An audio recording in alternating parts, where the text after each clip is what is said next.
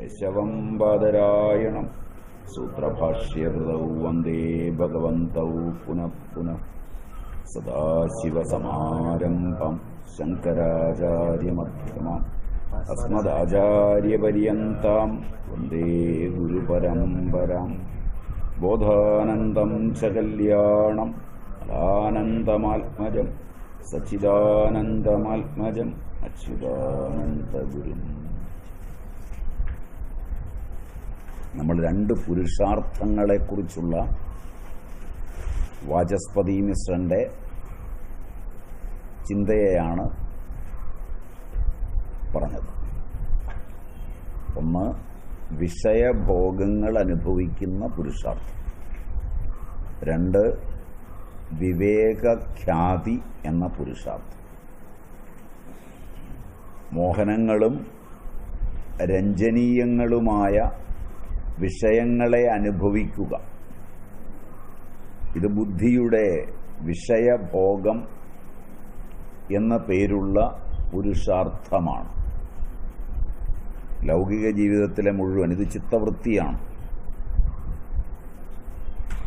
അത് നേരത്തെ ചിത്തത്തിൽ സ്മരണാരൂപത്തിൽ കിടക്കുന്നതാണ്. സ്വാപ്നികമായി കലർന്ന് കിടക്കുന്നതാണ്. അതുകൊണ്ടാണ് പുതിയ ഒന്നിൽ ഇഷ്ടം തോന്നുന്ന സമയത്ത് ഉള്ള ചിത്തം, അത് അനുഭവിക്കുമ്പോഴുള്ള ചിത്തം, അതിനെ നിരസിക്കുമ്പോഴുള്ള ചിത്തം.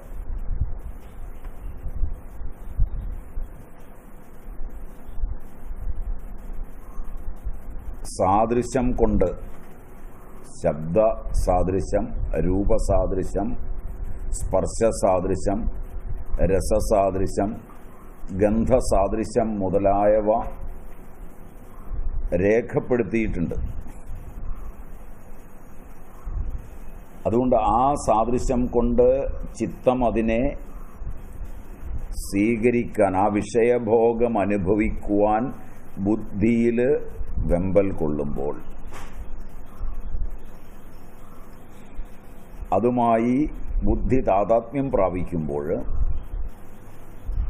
അതിൻ്റെ പിന്നാലെ ഓടി അടുത്തെത്തിക്കഴിയുമ്പോൾ ആ സാദൃശ്യത്തിന് അപ്പുറത്തുള്ള ഒരു ചിത്തവൃത്തി ഉണർന്നു വരികയും താൻ ആഗ്രഹിച്ചത് അതല്ല എന്ന് തോന്നുകയും ചെയ്യുന്ന ഒരു നിമിഷത്തിൽ അതിനെ നിരസിക്കുന്ന ചിത്തവൃത്തിയും ഉളവാകുന്നു.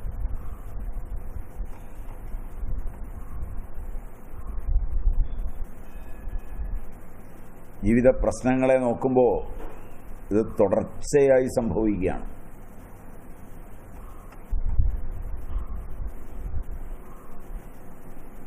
ഈ സമയത്തെല്ലാം അനന്തകോടി മാറ്റങ്ങളാണ് ശരീരത്തിനുള്ളിൽ സംഭവിക്കുന്നത്.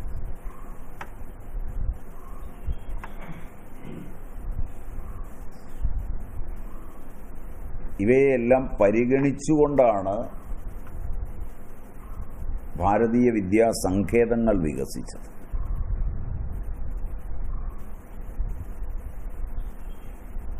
അപ്പോൾ വിഷയങ്ങളും മനുഷ്യനും ചേർന്നതാണവൻ, അല്ലാതെ അവൻ സ്വതന്ത്രനല്ല.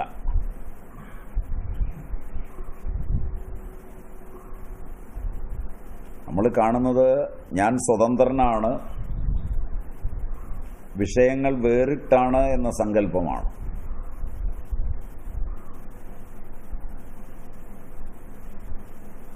വസ്തുത അങ്ങനെയല്ല.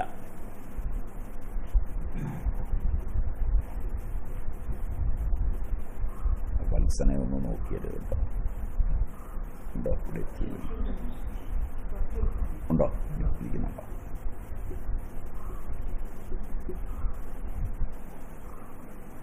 വസ്തുത അങ്ങനെയല്ല. വസ്തുത കുറച്ചുകൂടെ വ്യത്യസ്തമാണ്. ഉണ്ടോ?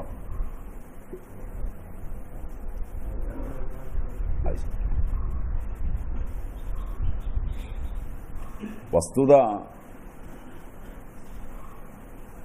വിഷയങ്ങളോട് താതാത്മ്യപ്പെടുന്ന ബുദ്ധി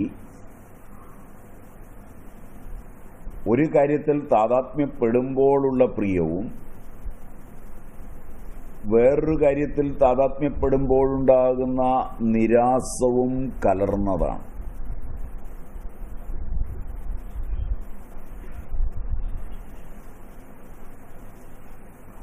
അതുപോലും വേർതിരിച്ചറിയാൻ കഴിയുന്നില്ല എന്നുള്ളതാണ് ഇതിൻ്റെ പ്രത്യേകത. നിരന്തരം നടക്കുന്ന ഒരു പ്രക്രിയയാണ്. ആ വിഷയഭോഗങ്ങൾ യോഗശാസ്ത്രത്തിൽ വാചസ്പതി മിശ്രൻ തത്വവൈശാരദി രചിക്കുമ്പോൾ രണ്ട് പുരുഷാർത്ഥങ്ങളെ എടുത്തു പറയുകയാണ് ഇവിടെ വേർതിരിച്ച്.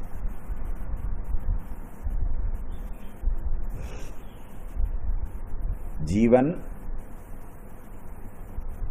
വിഷയഭോഗങ്ങളോട് ബന്ധപ്പെട്ട് മോഹനങ്ങളും രഞ്ജനീയങ്ങളുമായ വിഷയങ്ങൾ, സാമാജികമല്ല, ഓരോ വ്യക്തിക്കും വേറെ വേറെയാണ്. ഒരാൾക്ക് മോഹനീയമായത് മറ്റൊരാൾക്ക് മോഹനീയമാകണമെന്നില്ല.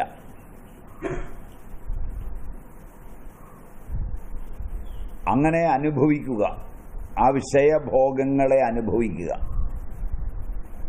ഇത് ബുദ്ധിയുടെ വിഷയഭോഗം എന്നു പേരായ പുരുഷാർത്ഥമാണ്. ഒരളവിൽ ജീവിതം എന്ന് പറയുന്നത് അപൂർവം ആളുകളെ മാറ്റിവെച്ചാൽ ഈ പുരുഷാർത്ഥം മാത്രമാണ്.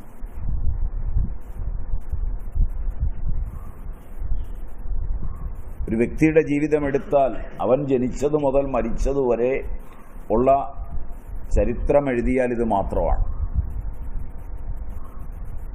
മഹാന്മാരായ ആളുകൾ എഴുതിയിട്ടുള്ള അവരുടെ ജീവിതത്തിൻ്റെ ആത്മകഥകൾ പോലും ഈ ചരിത്രമാണ്. അവരും ആ വിഷയഭോഗവും തമ്മിലുള്ള ബന്ധത്തിൻ്റെ ചരിത്രമാണ്. അത് അനുഭവിക്കുമ്പോഴുള്ള ചിത്രം, അത് പിന്നീട് ഓർത്തെടുത്തെഴുതുമ്പോഴുള്ള ചരിത്രം.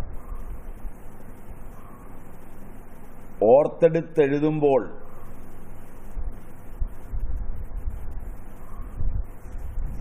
സ്വയം സമർത്ഥനാണ് എന്ന് വരുത്തുന്നതിന് പര്യാപ്തമായി ബുദ്ധി ഉയർന്നു നിൽക്കുന്നതുകൊണ്ട് അതിലെ സാമാജികമായി മോശമെന്ന് കരുതാവുന്ന അംശങ്ങളെ മാറ്റിവെച്ചുകൊണ്ട് മാത്രമായിരിക്കും ആത്മകഥകൾ പ്രത്യക്ഷപ്പെടുക. അപൂർവം സൂത്രശാലികൾ വലിയ അപകടമില്ലാത്ത ദുർനയങ്ങളെ അതിനിടയിൽ അവതരിപ്പിച്ച് സത്യസന്ധന്മാരാകാൻ വെമ്പൽ കൊള്ളുന്നതും കണ്ടേക്കാം.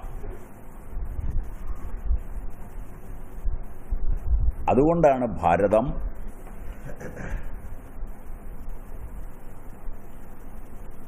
ജാഗ്രത് സ്വപ്ന സുഷുപ്തികളോട് കൂടിയതാണ് ജീവനെന്നറിഞ്ഞ് സ്വപ്നങ്ങളുടെ ചരിത്രം മാറി നിൽക്കുന്നു എന്നറിഞ്ഞ് ഇത്തരം ചരിത്രങ്ങൾ എഴുതാതെ പോയത്, ഋഷിമാരുടെ ഒന്നും ചരിത്രം നമുക്ക് കിട്ടാതെ പോയത്.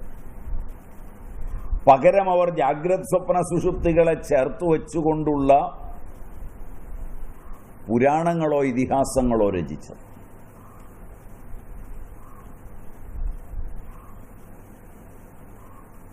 അതിലെല്ലാ ജീവന്റെയും ചരിത്രം വന്ന നിലയ്ക്ക് അവരുടെയും ചരിത്രം അതിലുണ്ട്, ജനിക്കാൻ പോകുന്നവരുടെയുമുണ്ട്, ജനിച്ചവരുടെയുമുണ്ട്.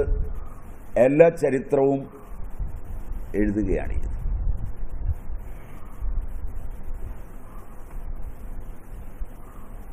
ഇതാണ് അതിൻ്റെ വ്യതിയാനം.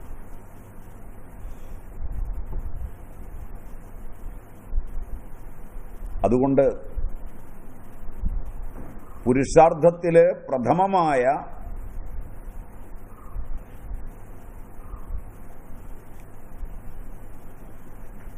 വിഷയഭോഗങ്ങൾക്കു വേണ്ടിയുള്ള ബുദ്ധിയുടെ അന്വേഷണവും അനുഭവവും ഒരു പുരുഷാർത്ഥമാണ്. എന്നാൽ വിവേകഖ്യാതി അത് കുറേ ആളുകൾക്ക് മാത്രമേ ഉള്ളൂ. ഈ ഭാഗം എടുത്തതാണെന്ന് തോന്നുന്നു കഴിഞ്ഞ ക്ലാസ്. മോക്ഷോപയോഗത്തിനുള്ള പുരുഷാർത്ഥമാണ്. അതിനെ ആദ്യം നിർദ്ദേശിക്കുന്നു. രണ്ട് പുരുഷാർത്ഥങ്ങളും വിവേകഖ്യാതിയും വിഷയ ഉപഭോഗവും അസംപ്രജ്ഞാതാവസ്ഥയിലെ നിരുദ്ധചിത്തത്തിൽ ഉണ്ടാവില്ല. അസംപ്രജ്ഞാതത്തിൽ ചിത്തം നിരുദ്ധമാകയാൽ യോഗാവസ്ഥയിൽ വിഷയഭോഗമോ ബുദ്ധിയുടെ വിഷയഭോഗമോ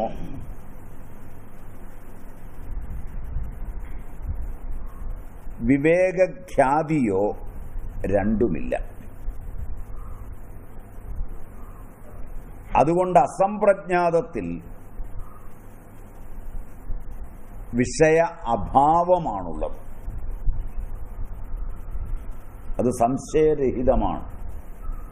യാതൊരു വിഷയങ്ങളും അവിടെയില്ല.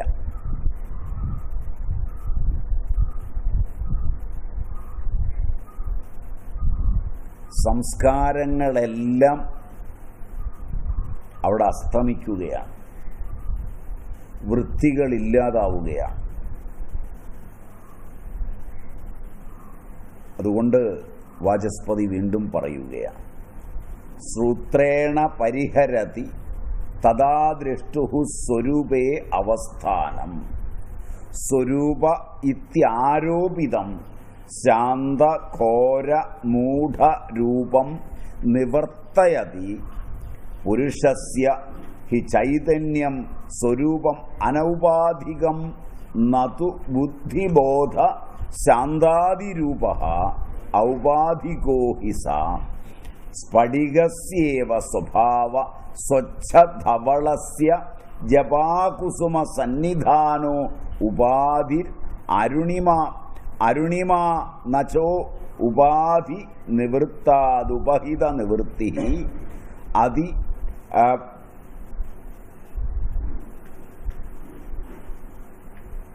അതിപ്രസംഗാദി ഇതി ഭാവഃ സ്വരൂപസ്യ ച ഭേദേ അപി ഭേദം വികൽപ്യാധികരണ ഭാവ ഉക്ത ഇതി.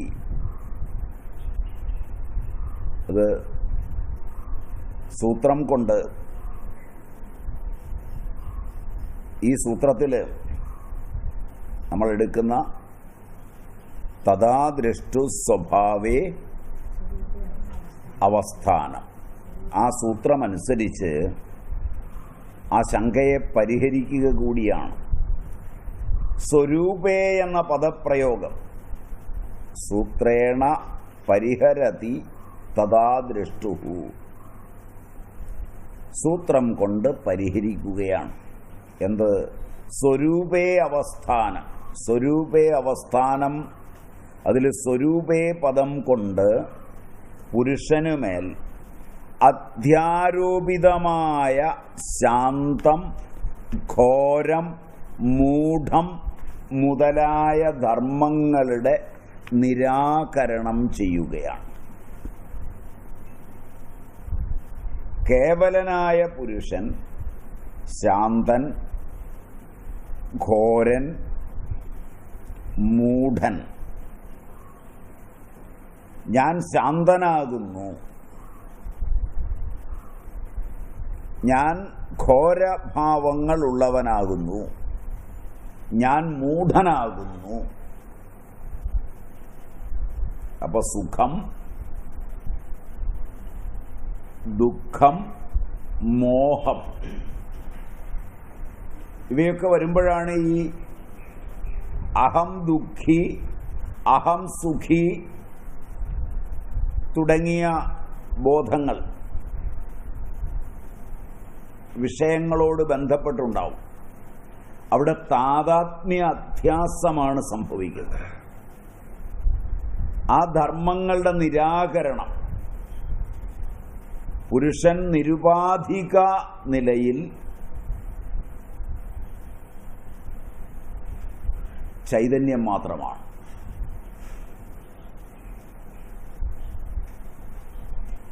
ഇത് പതിവായി മനസ്സിലാക്കുന്നതിന് അല്പനേരം ഒന്നിരുന്ന് നോക്കിയാൽ മതി. ആദ്യം അങ്ങനെയാണ് പരിശീലിക്കേണ്ടത്. അല്ലെങ്കിൽ ധ്യാനിക്കാനിരുന്നാൽ ഓജസ് ക്ഷയിക്കും.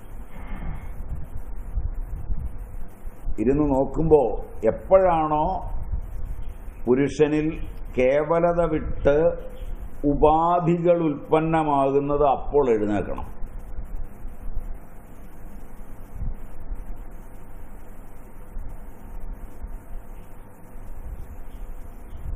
ഉപാധികളില്ലാതിരിക്കുന്ന നിരുപാധിക നിലയിൽ ചൈതന്യമാണ്, അത് ആനന്ദവുമാണ്.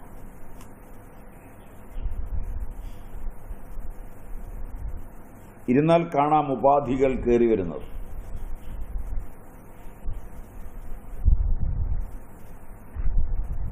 കണക്കില്ലാത്ത ഉപാധികൾ ഉണ്ടാക്കുന്നതാണ് ബോധം.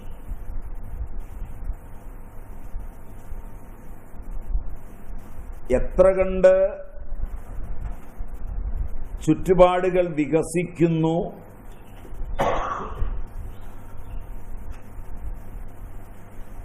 അത്ര കണ്ട്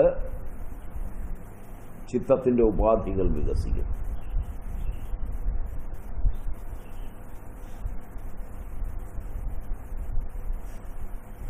എത്ര കണ്ട് ആഗ്രഹങ്ങൾ വർദ്ധിക്കുന്നു, ഉപാധികൾ വർദ്ധിക്കുന്നു. വിഷയപരങ്ങളായ അറിവുകളും അപഗ്രഥനങ്ങളും എത്ര വർദ്ധിക്കുന്നു, അത്ര കണ്ട് അധ്യാസം കൂടുന്നു. ഈ അധ്യാസങ്ങൾ എത്ര വർദ്ധിക്കുന്നു അതിനനുസരിച്ച് ഓരോ കോശത്തിലും പൂർണ്ണതയുള്ളതുകൊണ്ട് ഈ വൃത്തികൾ പരിണാമഭേദങ്ങളെ ഉണ്ടാക്കും.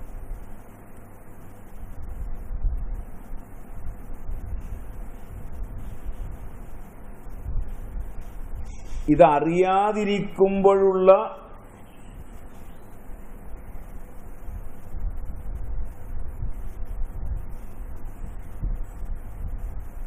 അവസ്ഥയും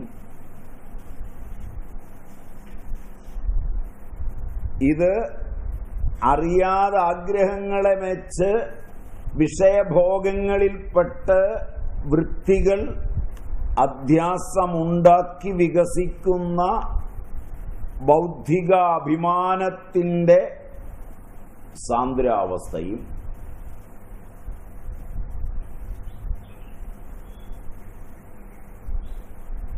തൻ്റെ ചിത്തം ഉപാധികളിലൂടെ അധ്യസിച്ച് വികസിച്ച് താൻ താനല്ലാതായിത്തീരുകയാണെന്നറിഞ്ഞ്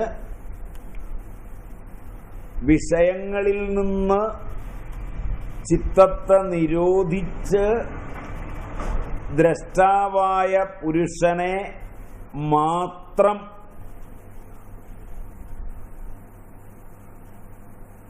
കാണുന്ന അവസ്ഥയും എടുത്താൽ ആ മൂന്നാമത് പറഞ്ഞതിലാണ്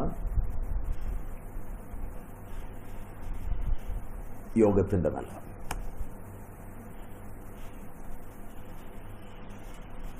ഇത് പതിവായി ഇരുന്ന് നോക്കിയാൽ കാണാം. എൻ്റെ പ്രായോഗികത ഏതാണ്? ഒരു നിമിഷത്തിൻ്റെ ഒരംശത്തിൽ പോലും വൃത്തികൾ ഇങ്ങനെ ഉണ്ടാവും. വൃത്തികൾ അറിയാതുണ്ടായി വൃത്തികളിൽ ചെന്നു വീഴുന്നതും വൃത്തികളുണ്ടാകുന്നവരുടെ ലോകങ്ങളെയും തന്നിൽ വൃത്തിയുണ്ടാകുന്ന പ്രക്രിയയെയും അറിഞ്ഞ് വൃത്തികളുമായി താതാത്മ്യം പ്രാപിക്കാതെ മാറി നിന്ന്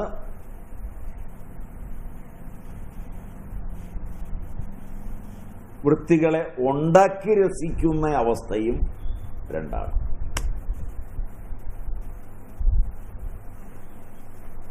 ഒടുവിൽ പറഞ്ഞത് മനസ്സിലായോ എന്നറിയില്ല.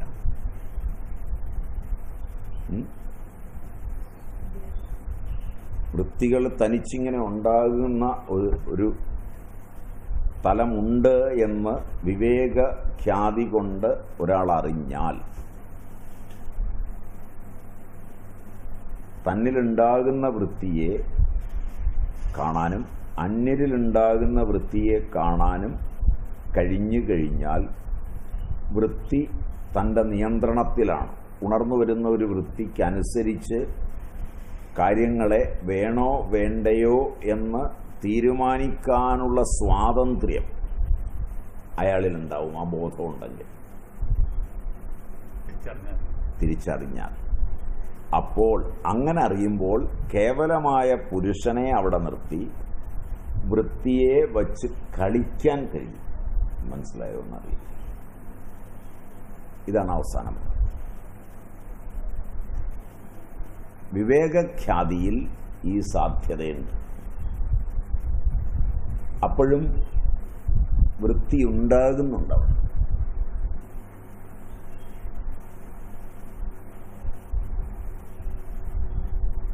അപ്പോൾ അവിടെ നിരുപാധിക സ്വരൂപം ചൈതന്യമാണ് പുരുഷന്റെ. ശാന്തം, ഘോരം, മൂഢം തുടങ്ങി വിശിഷ്ട വൃത്യാത്മകജ്ഞാനം, ബുദ്ധിബോധം. ബുദ്ധി എന്ന് പറയുന്നത് ഈ വൃത്യാത്മക ജ്ഞാനത്തെയാണ് നമ്മുടെ ബുദ്ധി എന്ന് പറയുന്നത്. അവൻ ബുദ്ധിമാനാണെന്ന് പറഞ്ഞാൽ അവൻ്റെ വൃത്തി സജീവമാണെന്നാണ്. എന്തെല്ലാം അറിയാം.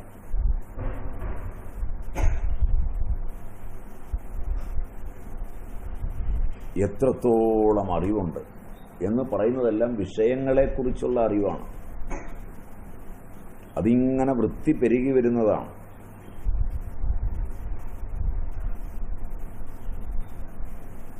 അങ്ങനെ വൃത്തി പെരുകുന്ന അറിവ്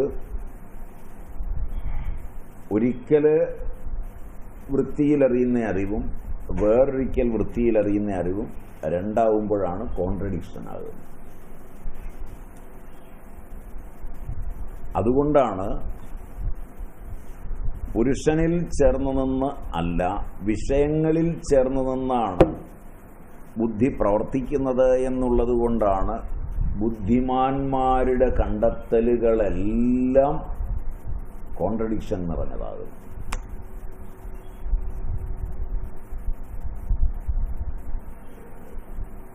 ഒരാളുടെ ജീവിതകാലത്ത് അയാൾ ലോകത്തോട് സംവദിക്കുമ്പോഴെല്ലാം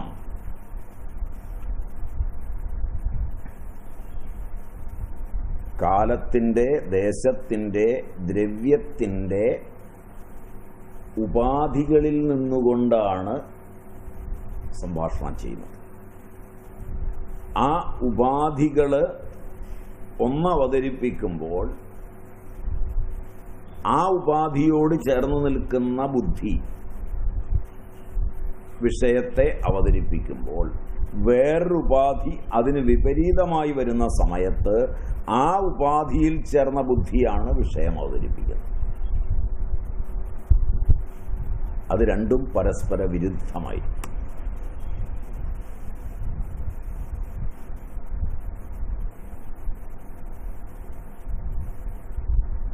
അത് അവതരിപ്പിക്കുന്ന വ്യക്തി എന്ന ഉപാധിയിൽ ഭ്രമിച്ചിട്ടുള്ളവരാണ് വായിക്കുന്നതെങ്കിൽ, കൂടെ കൂടുന്നതെങ്കിൽ, ആദ്യത്തതും അവർക്ക് ശരിയായിരിക്കും, രണ്ടാമത്തതും ശരിയായിരിക്കും.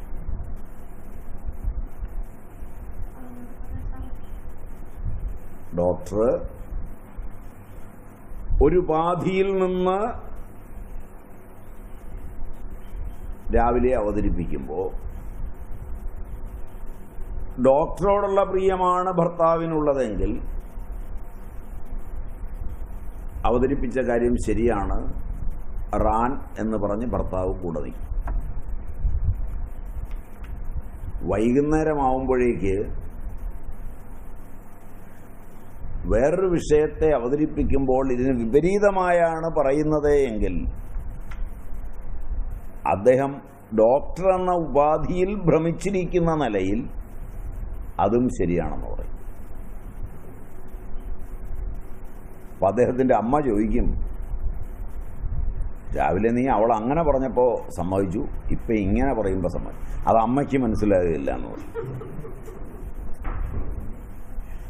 മനസ്സിലായി? ഇങ്ങനെ പറഞ്ഞാലേ മനസ്സിലാവുള്ളൂ എന്ന് എനിക്ക് തോന്നുന്നു.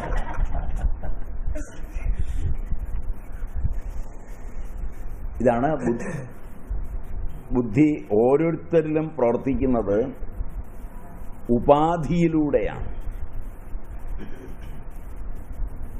ആ ഉപാധിയിൽ ഡോക്ടർ എന്ന ഉപാധിക്ക് പകരം വിഷയം ഉപാധിയായാൽ ഇത് തമ്മിൽ വിരുദ്ധമാണെന്ന് മനസ്സിലാവും. ഈ വിരുദ്ധമാണെന്ന് മനസ്സിലാകുന്ന ഔപാധിക വൃത്തിയും സമമാണെന്ന് മനസ്സിലാകുന്ന ഔപാധിക വൃത്തിയും ഔപാധികമാണ്. ഒന്ന് മറ്റതിനേക്കാൾ മെച്ചമല്ല.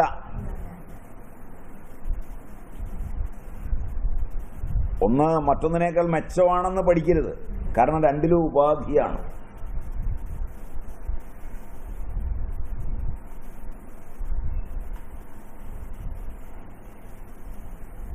അമ്മയോട് ഉപാധി എന്ന നിലയിലുള്ള പ്രിയം, നഷ്ടപ്പെട്ടതിലുള്ള വേദനയിൽ അമ്മ ഡോക്ടറോടുള്ള ഉപാധിയിൽ ഭ്രമിച്ചു നിൽക്കുന്നവനെ ഡോക്ടറിൽ നിന്ന് വിഷയങ്ങളുടെ വ്യത്യാസം കാണിച്ചെങ്കിലും ആ ഭ്രമത്തിൽ നിന്ന് കൊണ്ടുവന്നാൽ രണ്ടുപേരും തുല്യരാകുമെന്ന് വിചാരിച്ചാണ് അവിടെ പറയുന്നത്. മനസ്സിലായില്ല? അവിടെയും ഉപാധിയിൽ തന്നെയാണ് ചിത്തം കിടക്കുന്നത്. അതുകൊണ്ട് ബുദ്ധിബോധമാണ് ഈ കളിക്കുന്നത്.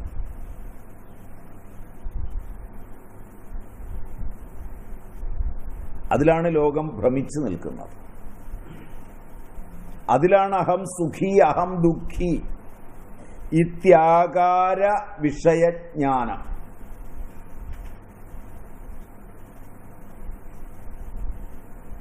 അതൊരു ക്ഷണനേരം കൊണ്ടാണ് ഉണ്ടാകുന്നത്. ഈ ഭ്രമം ഒരു ക്ഷണനേരത്തിലാണ് സംഭവിക്കുന്നത്. ചിരിച്ചും കളിച്ചും ഇരിക്കുന്നതിനിടയിൽ ഒരു ക്ഷണനേരം കൊണ്ട് ഈ സംഭവം നടക്കും. യോഗയൊക്കെ നമ്മൾ പ്രാക്ടീസ് ചെയ്തിരിക്കുമ്പോൾ പോലും ചിത്തവൃത്തി ഇതിൻ്റെ ഇടയിൽ നിന്ന് കയറി വരും. ഒരു ക്ഷണനേരം മതി.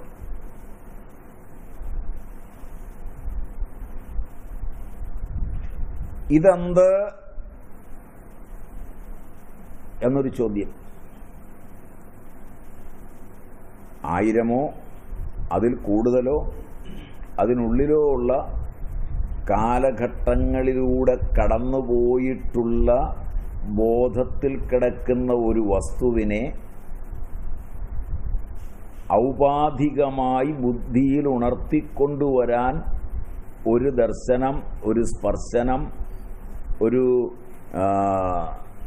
ശ്രവണം ഒക്കെ മതിയാവും.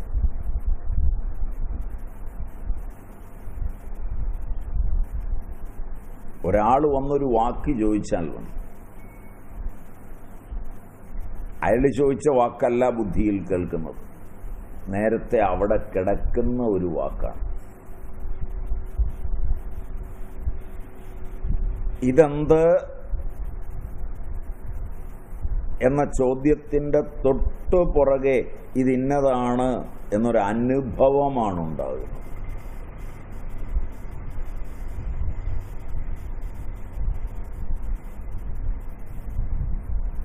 ആ അനുഭവത്തെ അടിസ്ഥാനപ്പെടുത്തി അതുമായി താദാത്മ്യം പ്രാപിക്കുക.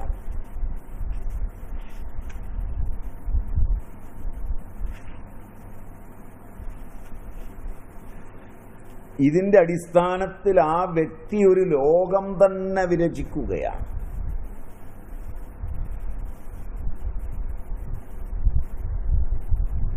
അയാളുടെ ബുദ്ധി വിരചിച്ച ലോകത്ത് അയാളുടെ ഏകാധിപതിയായിരിക്കുകയാണ്.